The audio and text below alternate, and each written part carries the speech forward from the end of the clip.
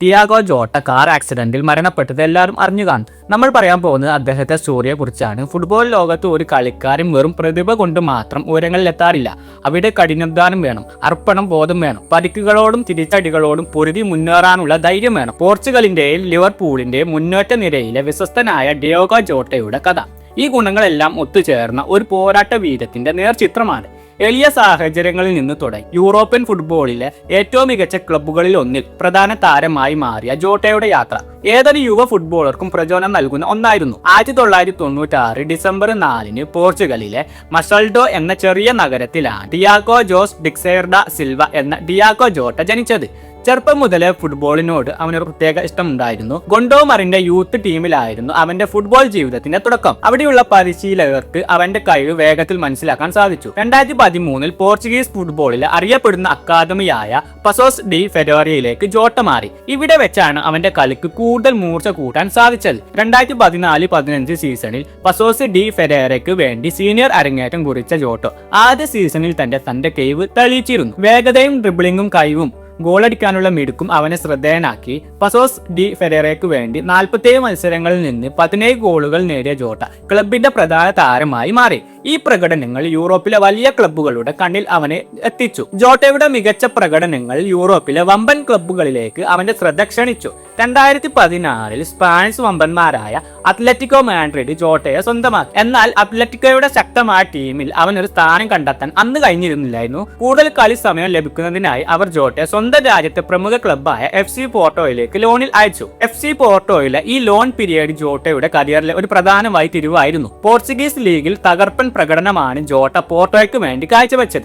Champions league പോലെയുള്ള വലിയ വേദികളിൽ കളിക്കാൻ ലഭിച്ച അവസരം അവന്റെ ആത്മവിശ്വാസം വർദ്ധിപ്പിച്ചിരുന്നു. 2016-17 സീസണിൽ പോർട്ടോയ്ക്കായി 38 മത്സരങ്ങളിൽ നിന്ന് 12 ഗോളുകൾ നേടി ജോട്ട തന്റെ മൂല്യം തെളിയിച്ചിരുന്നു. ഈ പ്രകടനങ്ങളെല്ലാം ഇംഗ്ലീഷ് ക്ലബ്ബുകളുടെ ശ്രദ്ധയിൽപ്പെട്ടു. പോർട്ടോയിലെ മികച്ച പ്രകടനത്തിന് ശേഷം ജോട്ടയ്ക്ക് ഇംഗ്ലീഷ് ഫുട്ബോളിൽ നിന്ന് അവസരം ലഭിച്ചു. 2017 ഇംഗ്ലീഷ് ചാമ്പ്യൻഷിപ്പ് കളിച്ചിരുന്ന വോൾവർ ഹാംപ്ടൺ വാൻഡേഴ്സ് ജോട്ടയെ ലോണിൽ സ്വന്തമാക്കി. വോൾവേഴ്സിൽ ചേർന്നത് അവന്റെ കരിയറിലെ നിർണായക തീരുമാനമായിരുന്നു. വോൾവേഴ്സിൽ ജോട്ടയുടെ കളിക്ക് കൂടുതൽ സ്വാതന്ത്ര്യം ലഭിച്ചിരുന്നു. പരിശീലകൻ ന്യൂനോ എസ്പിരിറ്റോ സാന്റോയുടെ കീഴിൽ അവൻ തന്റെ ഏറ്റവും മികച്ച പ്രകടനം പുറത്തെടുത്തു. 2017-18 സീസണിൽ ജോട്ടയുടെ തകർപ്പൻ പ്രകടനത്തിന്റെ പിൻബലത്തിൽ വോൾസ് ചാമ്പ്യൻഷിപ്പ് കിരീടം നേടി. പ്രീമിയർ ലീഗിലേക്ക് സ്ഥാനം കയറ്റം നേടി. ഈ സീസണിൽ ജോട്ട 17 ഗോളുകൾ നേടിയിരുന്നു. വോൾസിന്റെ ഹീറോ ആയി മാറിയിരുന്നു.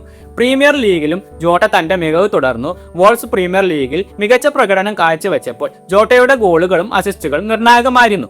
ഫ്രണ്ട് ലൈനിൽ ഏത് പൊസിഷനിലും കളിക്കാനുള്ള അവന്റെ കഴിവ് ടീമിന് വലിയ മുതൽക്കൂട്ടായിരുന്നു. യൂറോപ്പ ലീഗിലും അവൻ തിളങ്ങി. ബെസിക്ടസിനെതിരെ ഹാട്രിക് അവനെ യൂറോപ്പിലെ ശ്രദ്ധേയനായ താരമാക്കി മാറ്റി. 2020 സെപ്റ്റംബറിൽ ഡിയാഗോ ജോട്ടയുടെ കരിയറിലെ ഏറ്റവും വലിയ വഴിത്തിരിവ് സംഭവിച്ചു.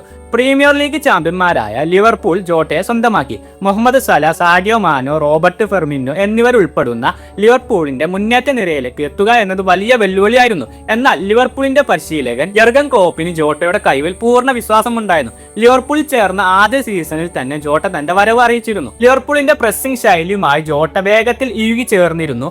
ടീമിൽ കൂടുതൽ അവസരങ്ങൾ ലഭിച്ചപ്പോൾ അവൻ ഗോളുകൾ നേടാൻ തുടങ്ങി. മാഞ്ചസ്റ്റർ സിറ്റിക്കെതിരെയും ആഴ്സണലിനെതിരെയും നേടിയ ഗോളുകൾ അവന്റെ ആത്മവിശ്വാസം വർദ്ധിപ്പിച്ചു. ലിവർപൂളിനായുള്ള ആദ്യ ചാമ്പ്യൻസ് ലീഗ് ഹാട്രിക് അറ്റ്ലാന്റയ്ക്കെതിരെ നേടി ജോട്ട ക്ലബിന്റെ വിശ്വസ്തനായി മാറി. ലിവർപൂളിൽ ജോട്ട ഒരുപാട് നേട്ടങ്ങൾ കൊയ്തു. Premier League, FA cup, League Cup തുടങ്ങിയ കിരീടങ്ങൾ നേടാൻ ടീമിനൊപ്പം അവന് സാധിച്ചു. പ്രധാനപ്പെട്ട മത്സരങ്ങളിൽ നിർണായക ഗോളുകൾ നേടാനുള്ള അവന്റെ കഴിവ് പലപ്പോഴും ലിവർപൂളിന് വിജയങ്ങൾ സമ്മാനിച്ചു. സലാഹ്, മാനെ, ഫിർമിനോ എന്നിവർക്കൊപ്പം ലിവർപൂളിന്റെ ഫാബ് ഫോർ ആക്രമണ നിരയിലെ പ്രധാനിയായി ജോട്ട മാറി. ക്ലബ്ബ് ഫുട്ബോളിലെ മികച്ച പ്രകടനങ്ങൾ ജോട്ടയെ പോർച്ചുഗൽ ദേശീയ ടീമിലേക്ക് എത്തിച്ചു.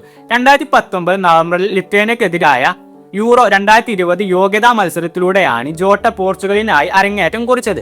Cristiano Ronaldo, Bruno Fernandes, Bernardo Silva തുടങ്ങിയ ലോകോത്തര താരങ്ങൾക്കൊപ്പം കളിക്കാൻ ലഭിച്ച അവസരം അവന്റെ കരിയറിലെ ഒരു പ്രധാന നായികക്കല്ലായിരുന്നു.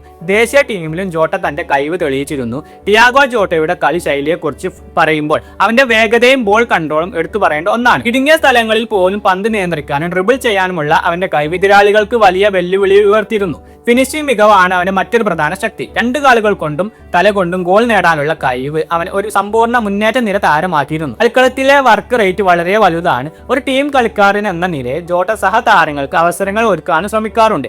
ലിവർപൂളിന്റെ പ്രസിംഗ് ഗെയിമിന് ഏറ്റവും അനുയോജ്യമായ പ്രശസ്തമായ കളിക്കാരനായിരുന്നു ടിയാഗോ ജോട്ട. സ്പെയിനിലെ സ്മൊറയിൽ വെച്ച് വ്യാഴാഴ്ച പുലർച്ചെയാണ് അപകടം നടന്നത്. ജോട്ടയും സഹോദരൻ ആൻഡ്രേ സിൽവയും സഞ്ചരിച്ചിരുന്ന ലംബോർഗിനി കാർ മറ്റൊരു വാഹനത്തെ മറികടക്കാൻ ശ്രമിക്കുന്നതിനിടെ ടയർ പൊട്ടി നിയന്ത്രണം വിട്ട് തീ പിടിക്കുകയായിരുന്നു.